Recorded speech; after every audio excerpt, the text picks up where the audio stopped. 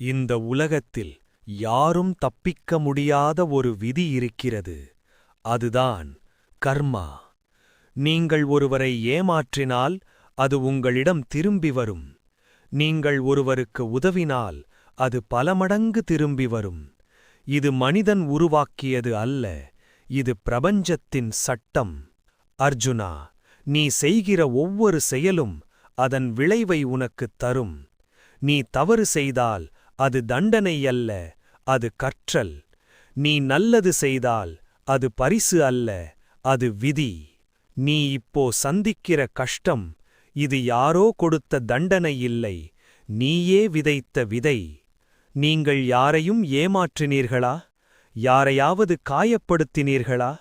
அது இப்போ உங்களுக்கு திரும்ப வராதது போல தோன்றலாம். ஆனா ஒரு உண்மை இருக்கிறது, இந்த உலகத்தில் எதுவும் மறைந்து போகாது. நீங்கள் செய்தது ஒரு நாள் உங்களிடம் திரும்பி வரும்.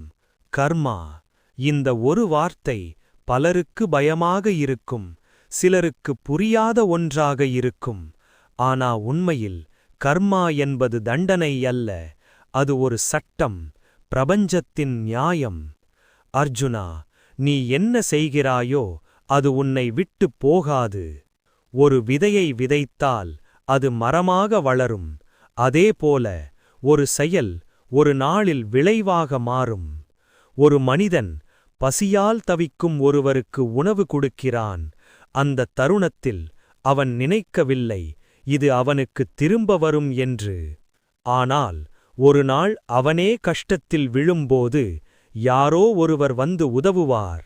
நல்ல கர்மா அது அமைதியைத் தரும், கெட்ட கர்மா அது அமைதியை கெடுக்கும்.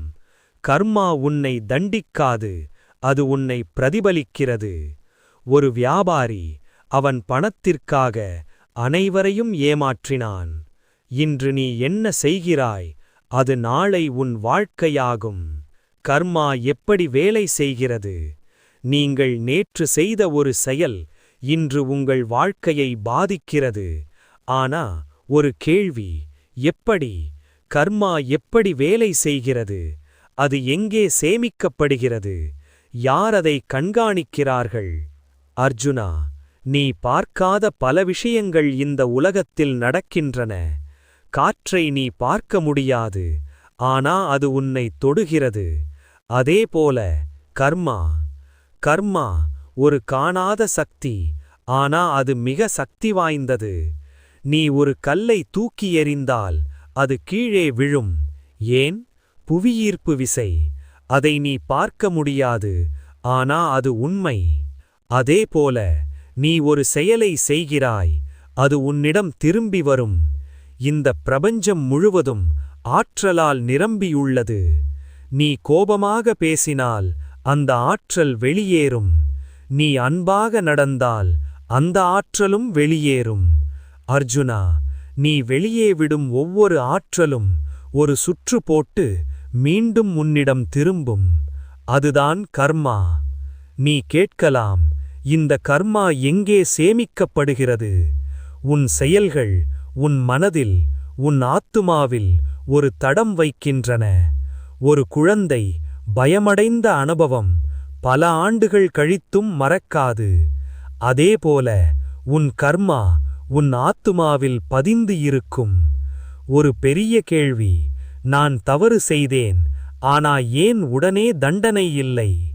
அர்ஜுனா, நீ ஒரு விதையை விதைத்தவுடன் மரம் வளருமா? இல்லை, அது நேரம் எடுக்கும்.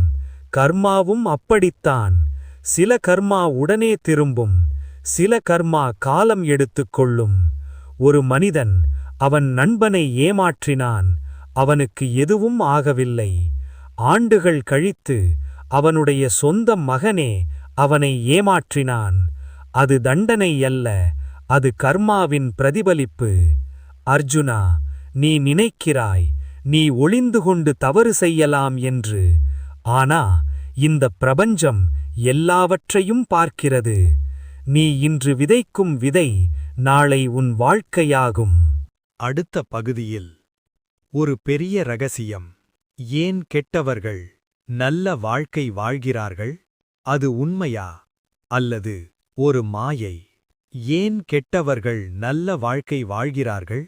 ஒரு கேள்வி உங்களுக்கு மனசுக்குள் எப்போதாவது வந்திருக்குமா? நல்ல மனிதர்கள் கஷ்டப்படுகிறார்கள். ஆனா கெட்டவர்கள் சந்தோஷமாக வாழ்கிறார்கள். இது நியாயமா? நீங்க ஒருவரை பார்த்திருக்கலாம். அவர் பலரையும் ஏமாற்றியவர். ஆனா இன்று அவர் வெற்றி பெற்றவர். அப்போ உங்களுக்கு தோன்றும், நான் நல்லவனாக இருந்ததற்கு என்ன பயன்? அர்ஜுனா, நீ பார்க்கிறதெல்லாம் முழு உண்மையில்லை. ஒரு மனிதனின் வாழ்க்கை ஒரு நாள், ஒரு வருடம் மட்டுமல்ல. அது பல பிறவிகளின் தொடர்ச்சி. அதுதான் நீ பார்க்காத உண்மை. இன்று நல்ல வாழ்க்கை வாழும் ஒருவர், அவர் கடந்த காலத்தில் நல்ல கர்மா செய்திருக்கலாம். ஒரு வங்கிக் கணக்கு போல நினைத்துக்கோ. நீ முன்பே பணம் சேமித்து வைத்திருந்தால் இப்போது அதை எடுத்து பயன்படுத்தலாம். அதேபோல நல்ல கர்மா சேமித்து வைத்தவர் இன்று அதன் பலனை அனுபவிக்கிறார். அர்ஜுனா, நீ வெளியில் பார்க்கிறாய் பணம், அதிகாரம், சுகம். ஆனா அவர்களின் உள்ளத்தில் என்ன நடக்கிறது? அமைதி இருக்கிறதா? இல்லை. கெட்ட கர்மா செய்தவர் வெளியில் சிரிப்பார். ஆனா உள்ளத்தில் பயம் இருக்கும். கர்மா ஒரு டைம் பாம் மாதிரி. அது உடனே வெடிக்காது. ஆனா ஒரு நாள் அது வெடிக்கும். ஒரு அரசியல்வாதி பல வருடங்கள் தவறு செய்தார். அவர் உயர்ந்த நிலைக்குச் சென்றார். ஒரு நாள் அனைத்தும் அவரிடமிருந்து போய்விட்டது. அது திடீரென்று நடந்ததில்லை. அது கர்மா வந்து சேர்ந்த தருணம். அர்ஜுனா, நீ இன்னொரு கேள்வி கேட்கலாம். நல்லவர்கள் ஏன் கஷ்டப்படுகிறார்கள்? அவர்கள் தண்டனை அனுபவிக்கவில்லை. அவர்கள் சுத்தமாகிறார்கள். தங்கம் நெருப்பில் உருகும்போது அது அழிக்கப்படவில்லை. அது சுத்தமாகிறது. அதேபோல நல்ல மனிதன் கஷ்டப்படும்போது அவன் ஆத்துமா உயர்கிறது. அர்ஜுனா, நீ மற்றவர்களின் வாழ்க்கையை பார்த்து உன் பாதையை மாற்றாதே. கெட்டவர்கள் வெற்றி பெற்றது போல தோன்றும். ஆனா அது தற்காலிகம். கர்மா ஒரு நாளும் தவறாது. அடுத்த பகுதியில் உறவுகளில் கர்மா எப்படி வேலை செய்கிறது? யாராவது உங்களை ஏமாற்றினார்களா? அவர்களுக்கு என்ன நடக்கும் தெரியுமா?